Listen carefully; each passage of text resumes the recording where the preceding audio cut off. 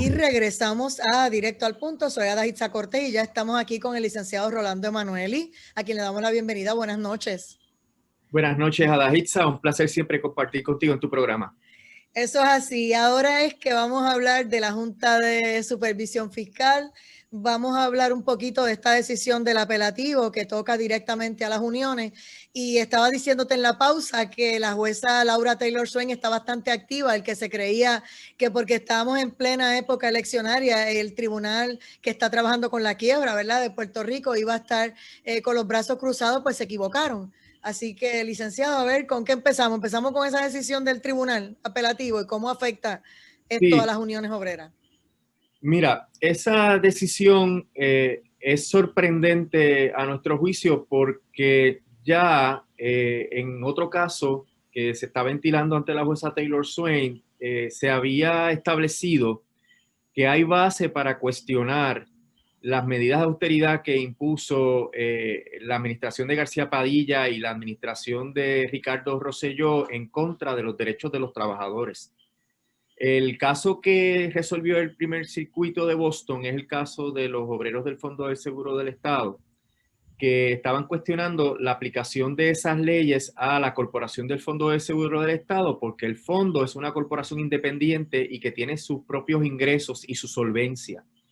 Es decir, lo que hizo el gobierno central fue aprobar unas leyes para meterle las manos en el bolsillo de una corporación que está solvente y menoscabó con esas leyes los derechos laborales. La decisión parece indicar, y te confieso que no puedo entrar en detalles sobre qué vamos a hacer porque todavía estoy en consulta con mis clientes. La decisión parece indicar que el mero hecho de que se declare una emergencia justifica como razonable todas las medidas que el Estado se imagine que puede imponer sobre los trabajadores en menoscabo de los convenios colectivos. A nuestro juicio, esa decisión está incorrecta en términos de cuál es el estándar que ha establecido el Tribunal Supremo de Estados Unidos, y por eso es que estamos evaluando el próximo paso a seguir. El proceso obviamente tiene su etapa de reconsideración, que sería una etapa... Ahí es que vas a entrar ahora. Eso es lo que estoy consultando con nuestros clientes, lo decidiremos apropiadamente en su momento, en la próxima semana, pero la situación entonces establecería un derecho a una reconsideración y de no resultar exitoso, quedaría la alternativa de ir al Tribunal Supremo de los Estados Unidos, pero eso todavía es un poco remoto, no podemos anticipar ese trámite. Te pregunto, a mí me pareció sospechoso esta decisión a la misma vez que la Junta de Control Fiscal le está diciendo al gobierno, por favor, empieza a hacer las gestiones de reducción de personal para poder justificar lo que le vas a estar dando a los trabajadores, porque dice que lo que le está ofreciendo de beneficios y demás, no hay dinero, no hay cama para tanta gente. Y así las cosas, pues, está como que unido. Primero me estás hablando de despido, por el otro lado, dando un espacio ahí raro como para abrir la llave y empezar a votar gente. Y ahí empiezan las uniones. Bueno, yo pienso que este caso del Fondo del Seguro de Estado realmente no está relacionado a la controversia que hay actualmente entre la gobernadora y la Junta, que es sobre las leyes que ampliaron algunos beneficios laborales y que permiten una ventana de retiro, que la Junta alega que no se ha establecido cuál es el impacto fiscal y que si esas leyes se pusieran en vigor implicaría un costo de más de 8,000 millones de dólares en 30 años, que yo tiré los numeritos, ¿verdad? Es una mera aritmética, no soy un economista o financiero, es una mera aritmética. Tú divides los 8,000 millones entre los 30 años y te sale alrededor de 270 millones de dólares al año, que la Junta dice, no explica cómo calculó eso, pero la Junta dice que ese sería el costo. Y le dice a la gobernadora, si tú quieres seguir aprobando e implantando esa ley, pues tienes que obtener ahorros por una cantidad equivalente. Y ahí es que mencionan que los únicos ahorros que se pueden hacer son en términos de reducir la plantilla laboral mediante despidos. Yo no creo que esa sea la única alternativa. El gobierno tiene todavía mucha grasa que se puede cortar porque hay mucha discreción para contratar a suplidores y a asesores. Ya lo vimos en la legislatura, cómo se dilapida el presupuesto en contratos de asesores que no tienen las competencias mínimas ni compiten por sistemas de mérito y oposición por esas plazas y que son meramente seleccionados a dedo porque participaron en la campaña, ¿verdad? Hay muchas situaciones similares en las agencias, a pesar de que el número de empleados de carrera del gobierno central ha ido en disminución constante desde el año 2006, los contratos de empleados de confianza y los contratos de los asesores han incrementado. Entonces tú estás sustituyendo empleados de carrera que están trabajando ahí por mérito, por gente que está entrando al servicio público mediante contratos por el mero hecho de su vinculación política sin tener las competencias apropiadas. Y así es que se ha destruido el sistema de servicio público, Adahitza, y eso es algo que está en juego en esta controversia actual entre la Junta y la gobernadora. ¿Cuál es el servicio público que queremos? Porque también la medida de la gobernadora tiene un impacto. Si tú permites una ventana de retiro, aumenta el costo porque hay que pagar ese retiro, pero también se reduce la cantidad de personas que pueden prestar servicios esenciales. Se reduce el conocimiento que tienen las agencias a través de los empleados que llevan más tiempo en esas agencias. Cuando tú retiras o despides empleados que tienen el conocimiento institucional, quien pierde es la agencia y quien pierde es el pueblo de Puerto Rico. Y en ese sentido veo que la medida de la gobernadora es una navaja de doble filo. Si bien quiere beneficiar a algunos empleados del gobierno que deben tener alguna oportunidad de hacer una vida mejor, ¿verdad? Con un retiro digno, Claro. también crea el problema de que está sacando a la gente que sabe cómo funciona el gobierno y ahora mismo el gobierno está en el hueso. Lo vemos en el problema que tiene con el Departamento del Trabajo, que no hay empleados para atender a las reclamaciones de empleados. Lo vemos con la respuesta a los terremotos. Lo vimos con la respuesta a María. Y eso pues demuestra que ya tú no puedes seguir disminuyendo la plantilla laboral del gobierno porque te vas a quedar sin la capacidad de prestar esos servicios públicos. Y ahí es que viene, la Junta interviene y dice, bueno, esto te va a costar tanto, tú estás dispuesto a despedir, porque por el otro lado, los que se retiren, tú no puedes llenar las plazas porque la Junta tiene una congelación de plazas. Así que dejarías al gobierno desprovisto de una mano de obra para prestar servicios esenciales. Así que me parece que es una controversia donde nadie tiene la razón. Todo el mundo está empujando y alando para su lado y quienes pierden, pues es el pueblo de Puerto Rico, porque si esas leyes se implantaran, pues la Junta va a querer imponer unos recortes dramáticos. Claro. Y ahí va a haber despidos. Pero si las leyes no se implantaran, pues también se pierde la oportunidad de que gente que merece un trato, ¿verdad?, digno o unos beneficios marginales seguir, claro. Que son razonables, pues también los perderían. Así que esto, Adahitza, para concluir la idea, es consecuencia de que Promesa crea un monstruo de dos cabezas donde tienes la Junta escribiendo el plan fiscal y el presupuesto y tienes el gobierno legislando por su lado. En los casos de capítulo 9, que es la quiebra que se lleva a cabo en el gobierno en Estados Unidos, porque Puerto Rico no cualifica, allí el gobierno es el que controla todo. Así que el gobierno lleva su caso de quiebra y también hace la legislación y no se dan estos choques. Así que es un problema estructural de la ley que permite estas diferencias y que el pueblo de Puerto Rico queda en el mismo medio y se perjudica dependiendo de cómo se vaya moviendo ese conflicto. Yo visualizo que van a haber despidos. Lamentablemente yo no veo que en estos 4 años la Junta primero quería meterse con los jubilados y quería recortar las pensiones a como diera lugar porque eso todavía no ha desaparecido del panorama. Pero como han encontrado tanta resistencia, pues entonces ya están buscando la forma de reducir personal y obviamente tienen las plazas congeladas. Aquí no es lo mismo que antes cuando entraba. Miren, yo no estoy menospreciando a la gente joven porque yo también fui joven y conseguí trabajo y oportunidades para estar pues, donde uno está hoy y los trabajos que he conseguido. Pero antes te ponían a una persona joven al lado de un veterano para aprender y tú salías de allí igual o mejor que él y decían, mire, el alumno superó, oye, qué bien tú vas y tú tenías eso. Pero ahora mismo usted ve, cuando usted va a una conferencia de prensa, usted va a una reunión, usted va a una actividad y usted ve todos los que tienen el carnet de ayudante y tú dices, ¿y ese chamaquito es quién? ¿El ayudante de quién? Entonces te dicen, no, este es del secretario del Trabajo, del secretario tal, del secretario de Justicia, y tú dices, anda, para el sirete. Pero si eso Y no sabe ni dónde tienes la cabeza, tú le haces una pregunta y no te saben contestar nada. Y cuando nos enteramos de los salarios, vemos la injusticia de que sin los méritos y la preparación académica estén ganando más que la inmensa mayoría de los trabajadores del pueblo de Puerto Rico que se ganan su sustento dignamente, ¿verdad? Y con mucho esfuerzo. Y eso crea una situación de desigualdad y de inequidad que es insostenible porque desanima a la gente.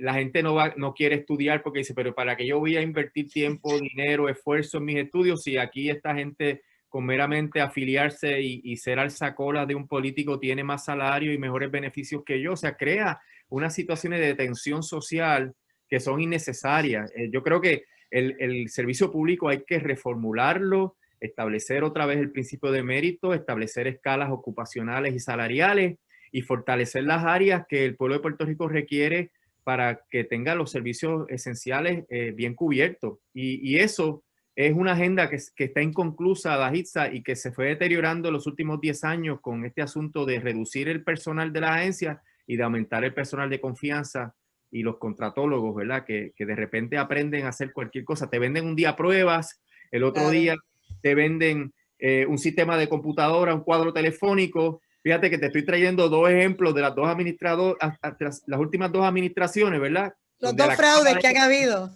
Sí, el del cuadro del Partido Popular y el de las pruebas de COVID acá. Claro, y es ejemplo de lo mismo. Gente sin mérito, incompetente y que la única relación que tienen con el servicio público es que están afiliados y son alzacolas de algún líder político y obtienen todos esos beneficios. Pero, licenciado, muchas veces dicen, bueno, es que nos tenemos que reinventar y debido a que en el negocio que yo estaba y a través del COVID, pues no puedo hacerlo, pues tengo que inventarme otra cosa. Pues con la misma corporación, tan pronto ven un anuncio, una oportunidad, por aquí es que voy, yo también quiero ir a cotizar y yo también quiero presentar mi compañía y ahí es donde se meten en problemas. Lo último que ha dicho la jueza Laura Taylor Swain de lo que yo tengo es que dijo que para fines de año ya quería el plan de ajuste fiscal, a ella no le importa que estemos en plena época de elecciones, ni que la gobernadora Wanda Vázquez pues no esté en eso, ¿verdad? Antes del 31 de diciembre. Quiere decir que ella y su gente tienen que cumplir con este informe sí o sí, antes de irse. Y mira, resolvió que antes del 10 de febrero la Junta tiene que hacer una de dos cosas. O presentar el plan de ajuste de deuda con el escrito de divulgación, que es lo que explica qué significa el plan de ajuste de deuda y cuánto se le va a pagar a cada cual. O una moción informativa que tenga al menos un bosquejo de qué forma va a tener ese plan de ajuste de deuda. O sea, cuáles son los fundamentos, la estructura del plan, etcétera. La idea que tiene la jueza es ponerle presión a la Junta para que trabaje lo más rápido posible. Pero el problema que tiene la Junta es, número uno, que los efectos económicos de la pandemia todavía no se han determinado finalmente. Hay un informe de principios de este mes pasado que establece que la economía se cayó 7%. O sea que estamos en una depresión otra vez, una caída sin precedentes, comparable y tal vez mayor que la que hubo con María. Y esto hace que las proyecciones del plan fiscal no sirvan. Y para poder someter un plan de ajuste de deuda, tiene que haber un plan fiscal confiable, que se sepa que se puede cumplir las proyecciones de ingreso y de gasto. El otro problema que tiene la Junta es que la composición está en veremos. Ya nombraron un nuevo miembro de la Junta que no vino a cubrir vacantes, vino a sustituir al juez Arthur González, que estaba sentado en la Junta y de repente se enteró que Trump lo había sustituido. Así que siguen siendo 4 miembros los que están en la Junta, faltan 3 nombramientos y no se sabe quién va a hacer los nombramientos, si los va a hacer Trump o los va a hacer Biden. Si es Biden sería en febrero porque él empezaría como presidente el 20 de enero. Así que del 20 de enero al 10 de febrero no hay tiempo para presentar un plan de ajuste de deuda y por eso me parece que es irreal. La jueza advierte que si no se cumple con esa fecha límite, ella podría imponer condiciones más estrictas y podría haber una advertencia de desestimar el caso de título 3. Pero espérate. Entonces, aguanta ahí. Ahora mismo, Si dices que es para febrero, en diciembre 31, Wanda se va y entra el 2 de enero, el próximo. Sí. Tiene que nombrar gente de la Junta y tiene que nombrar personal en Fortaleza y personal en, ¿verdad?, en las diferentes agencias que bregan con todo lo económico para preparar ese plan y trabajar en conjunto. O sea, no van a tener nada para febrero. O sea, esa es la realidad. No. Entonces, eso que ella dice, ¿cómo tú lo visualizas? ¿Que ella va a meter mano ella? Mira, la jueza solamente puede aprobar lo que le presente la Junta. O sea, la jueza no tiene la facultad de inventarse o crear un plan de ajuste de deuda. La jueza lo que tiene que hacer es, bueno, por lo menos la Junta presentará una moción diciendo, excúseme, su señoría, pero no pude porque, mira, no tenía los miembros de la Junta, no tenía el plan fiscal, cambió el gobierno, que es previsible en Puerto Rico. Va a cambiar el gobierno porque Wanda Vázquez no va a estar. Entonces, el gobernador entra el 2 de enero. Del 2 al 10 de febrero, lo que hay es un poquito más de un mes, que pueda nombrar un nuevo representante en la Junta de Control Fiscal, que nombre un director de AFAF, que es la agencia que representa al gobierno de Puerto Rico en los casos del título 3. Eso no se va a poder hacer. En el secretario de Hacienda, economistas que se pongan a mirar todos los documentos y a leer abogados, etcétera. Definitivamente. Así que yo puedo visualizar que lo que se presentaría el 10 de febrero sería una moción de una prórroga adicional en lo que el gobierno se asienta, en lo que Biden nombra los miembros de la Junta que falta. Y digo Biden porque pues, no veo a Trump con todos los asuntos que tiene en su mesa nombrando nuevos miembros, porque tiene que nombrarlos de las listas del Congreso. A Peterson, a este que nombró ahora, es el nombramiento que él hace, pero ese no es de las listas. Por tanto... Ese lo escogía él. Correcto. Yo no me imagino a Trump seleccionando las recomendaciones que hace Nancy Pelosi, que son enemigos a muerte. Así que es previsible que esos nombramientos vengan una vez pase haya el cambio de gobierno, lo cual atrasa mucho más, porque la Junta nueva tiene que aprobar todos esos documentos, tiene que aprobar el nuevo plan fiscal, tiene que aprobar el nuevo plan de ajuste de deuda y el escrito de divulgación. Así que es un panorama bien incierto y que me parece que la jueza está metiendo la presión, pero va a ser imposible de cumplir porque hay demasiadas cosas que no se van a resolver antes de esa fecha. Con relación a los jubilados, ¿qué es lo último que tú tienes? Porque los han dejado quieto ese tema, pero para mí, pues, que eso no está del todo como que no los van a tocar. O sea, te pregunto, ¿qué has sabido? Sí, el asunto del recorte a los jubilados todavía está en el plan de ajuste de deuda que está en veremos, que está suspendido por ahora. Sabes que la jueza pues, ha estado dando prórrogas por el asunto del COVID y hay hasta el 10 de febrero. Pero no ha habido cambio en la negociación. Donde hubo un proceso de cambio del plan fue en la oferta que se le estaba haciendo a los bonistas y a los acreedores no asegurados, pero no ha habido una modificación del acuerdo con los retirados. Así que hasta ahora la Junta pretende hacer el recorte del 8.5% en las pensiones que son mayores de los $1,200, que es el recorte que se ha planteado desde el principio. Y con relación a las demandas que estaban contra la Junta de Supervisión Fiscal y sobre ley promesa, ¿qué ha pasado? Bueno, ahí hay unas potenciales controversias que son las controversias relacionadas a la ley 80, 81, 82. Está la controversia sobre la ley de acoso laboral, que es una ley que permite reclamar contra el gobierno por el problema de bullying en el empleo, que es un problema serio en el país, que esa ley fue recibida con beneplácito por el sector de abogados y abogadas laboralistas, ¿verdad? Porque es una situación que no estaba reglamentada. Claro. Y la Junta también quiere meterse con eso. Y hay otros casos, ¿verdad? Que son reclamaciones en torno a la validez de bonos. O sea, todavía hay mucha litigación. Están las demandas que se llama de avoidance, donde le están reclamando a suplidores del gobierno que devuelvan el dinero. O sea, hay mucha litigación pendiente, Adahitza, que va a tener consecuencias importantes en los casos de título 3 o que son necesarias para saber a cuánto asciende el pote que hay disponible para pagar a los acreedores. Pero lo que sería para el año que viene también, todo eso lo visualiza. Sí, eso no se va a resolver ahora, toma tiempo. Y eso son parte, algunas de esas demandas son parte de las transacciones que se están llevando para aprobación de la jueza Taylor Swain, porque, por ejemplo, en el caso de la Autoridad de Energía Eléctrica, está la moción del acuerdo con los bonistas, que eso también se paralizó. Ahí se tiene que hacer un informe antes del 9 de diciembre sobre cuál es el estatus del acuerdo de los bonistas de la autoridad, porque la autoridad también ha sufrido el embate de la crisis económica generada por el COVID y hay dudas también sobre si se puede cumplir o no se puede cumplir con ese acuerdo. Recuerda que ese es el acuerdo que implica un aumento a la tarifa de energía eléctrica que pondría la tarifa eléctrica cerca de los 30 centavos por kilovatio hora, lo que es una cantidad altísima e insostenible. Vamos a hablar un poquito en lo que nos queda del contrato de Luma, porque la jueza Taylor Swain parece que lo avaló y todo estaba bien, entonces la gente estaba confundida, porque lo que yo entendí es que se aprobó el desembolso de unos dineros y de unos pagos por las primeras meses que ellos han trabajado, pero otra gente pensó que ya ellos estaban certificados y que no los va a mover nadie y que insisten en que es más costoso cancelarlo que dejarlos.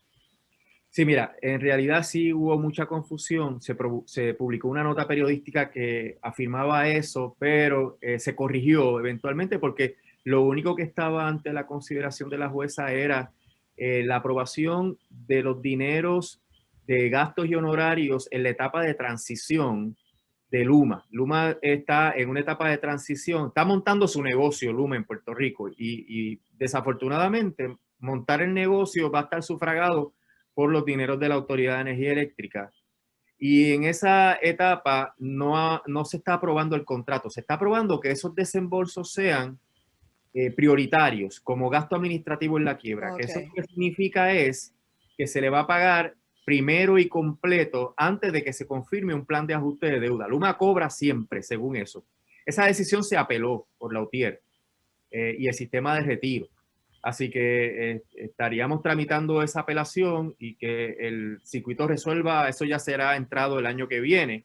Pero el que se asignen esos gastos administrativos es una condición precedente para que entre en vigor el contrato. Así que si eso no se aprueba, si el circuito revoca, Luma podría escoger dar por terminado el contrato.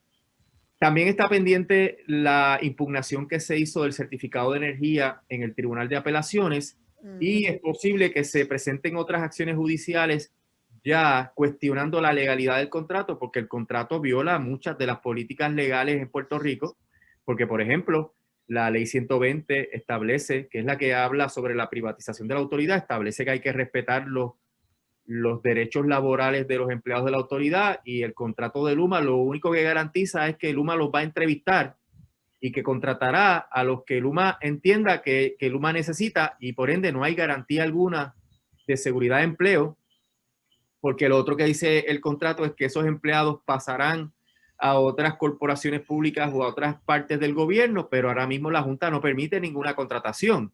Correcto. La Junta ha paralizado. Es un juego de palabras ahí. Así que yo te puedo poner en un contrato que se van a mover esos empleados a otra agencia, pero si el plan fiscal de la agencia dice que no puedo contratar a más nadie, esos empleados se quedan en el limbo.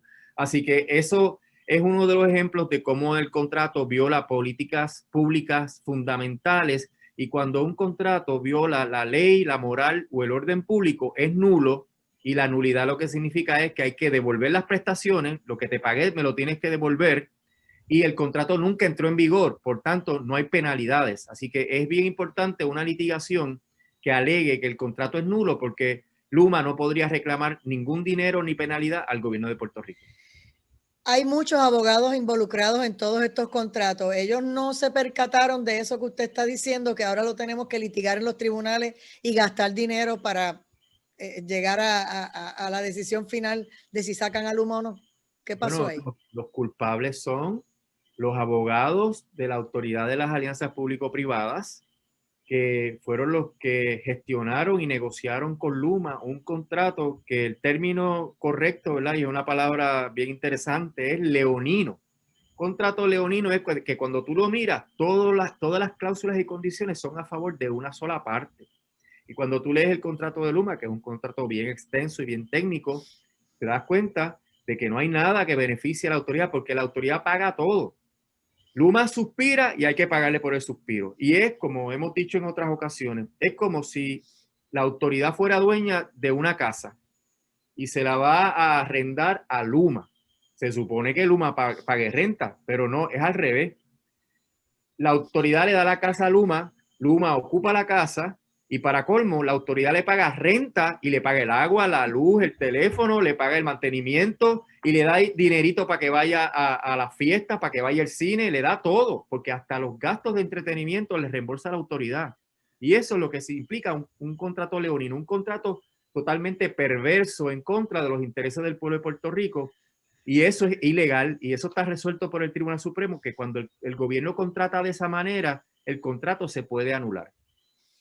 Muchas gracias, licenciado Rolando Emanueli, por haber estado con nosotros aquí en Directo al Punto en la noche de hoy. Yo sé que como asesor de la UTIER, me imagino que tendrán que sentarse y entre otros clientes, ¿verdad? De qué decisión van a tomar con todas estas cosas que están sobre la mesa. Ya nos mantendrá al tanto por aquí en Guapa Radio. Adalgisa, siempre es un placer compartir en tu programa y estamos a la orden. Claro que sí. Linda noche, amigos. Pausamos y regresamos. Esto es Directo al Punto.